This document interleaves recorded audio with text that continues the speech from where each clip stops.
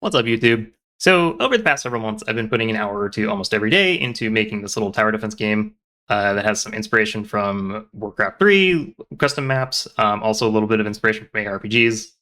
This is a passive tree. Hello. Let me just build a couple of towers, just to do a thing. Okay, well, I'm out of gold. Let's just add some passive points because I don't have like, there's no currency for passive points yet.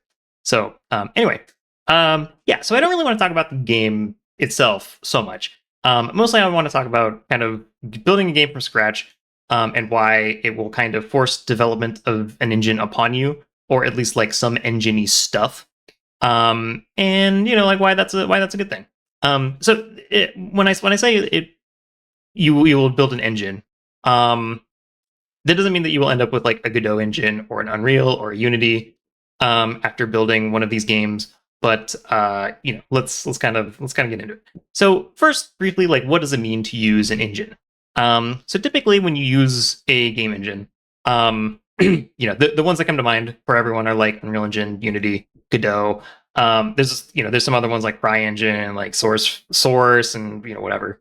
But generally, like an engine that you would use today gets you things like a GUI with a visual editor. Like you can kind of see a little bit of it here. I'm on Arch, by the way, so I can't really like easily use Unreal to like show you. Also, it's like freaking huge, and I don't really want to install it right now.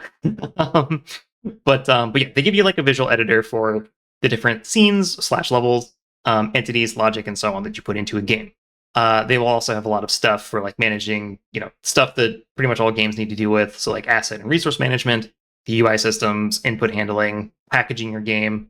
And then the mature and the mainstream ones will also have like some kind of plugins and a plugin library so that you can find things like game templates, additional functionality, asset packs, and stuff like that. So now let's talk about my game. I lost, so A plus. There's no visual editor. This is all just done in like raw Odin and Raylib, baby, because we in it. It doesn't really have different maps. Like let's restart. Like this is the only level, so to speak. It's the only like layout of the game. So far. It does have different states, like we just saw the game over menu. There's like an overlay, so you can, this passive tree is an overlay, like it's a separate camera from the game camera. That's my debug field view. Right, and then of course there are also assets, like the slime guy here. That is its texture is it's a sprite art thing that I did in Asprite. And also like Odin is very nice for bundling assets into the executable so that you can have like a portable single file binary. I'll talk about that a little bit later. But yeah, the game also has like very basic input handling. It has the packaging is kind of just building it with Odin. Nothing too crazy. There's not a full UI system, but like the game over menu, there were like the menu buttons. Those have like some very small system kind of around those. Since that's really all I needed for this game. Like the other UI stuff is kind of just like the information stuff at the top here is just like basic math to kind of get them nicely spaced. And then just like a draw thing here, and that's kind of it. And then of course there's no like plugins, right? But what's nice about having some of these engine-y things, so like there's a very basic state machine for kind of, we have the main menu, we have game over, we have, is the passive tree open, stuff like that. We have the state machine, we have our rudimentary asset management, we have input handling, we have a simple build process. When I start working on the next game, Super Garden of Towers or Garden of Towers 64, or perhaps even Garden of Towers 2, Rise of the Sinistrals. I did not just buy this for the joke. I have seen this at my local like used everything shop and for like 6 months, and I've been wanting to buy it the whole time. So today I just did. But anyway, yeah, whenever I get working on the next game, I can just rip those parts pretty much wholesale without changing a whole lot. And I didn't have to build a whole engine with a bunch of stuff I don't need.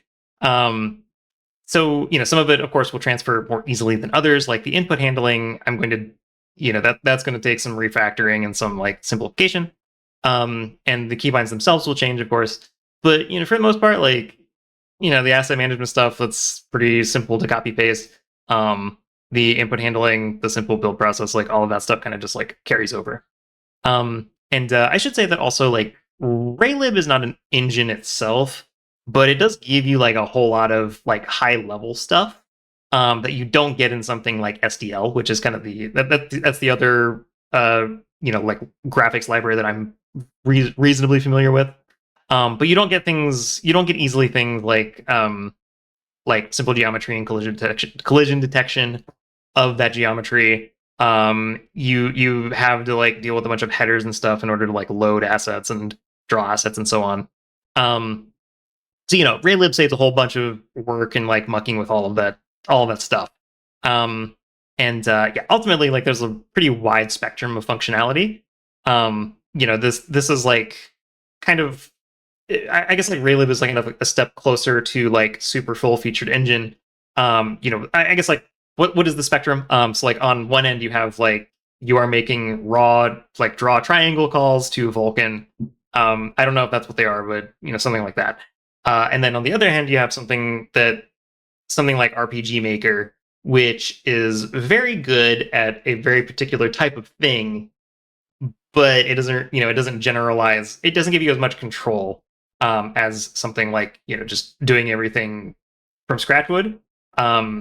But then, yeah, like, Raylib is like kind of a step closer to that, like, like Unreal Engine, Unity, Godot, like that kind of space of the spectrum, than like SDL would be, for example. So yeah, that's kind of my spiel. I think it's generally like a good.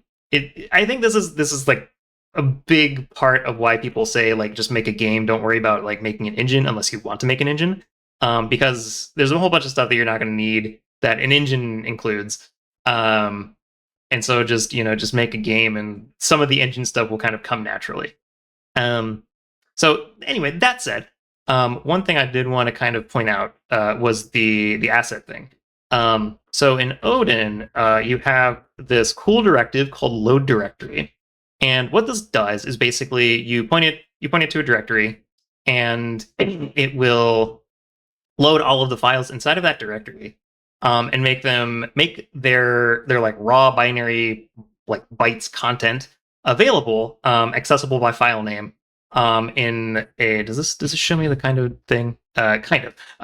It puts it into a load directory file structure, which is basically just a file name and then like the bytes. And so how do you use that? Is basically, yeah. So like you want it to like get the raw bytes, and then you can just check, like, does the file name that I'm looking for match the the entry that I'm looking at, and if so, then, like, give me those bytes. And you do have to like do things a little bit differently. Like, if you want to like get like a 2D, like, or yeah, like an image from that data, then you have to do something like this in Raylib.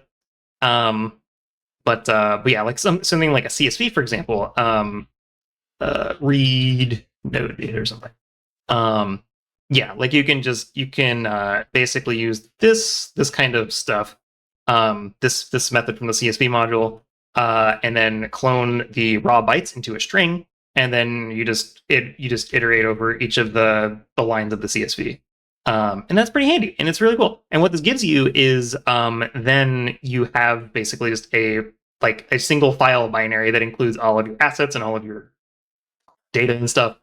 And it's really convenient. So that's why I think Odin rocks, and you should use Odin for your next game. A+. Anyway, so that's all I got. I think I think Odin. I think yeah, just make a game, and the end stuff will follow. Yeah, let me know what you think. Let me know if I got anything terribly wrong. Let me know if you're going to use Odin for your next game. A+. Have a good one.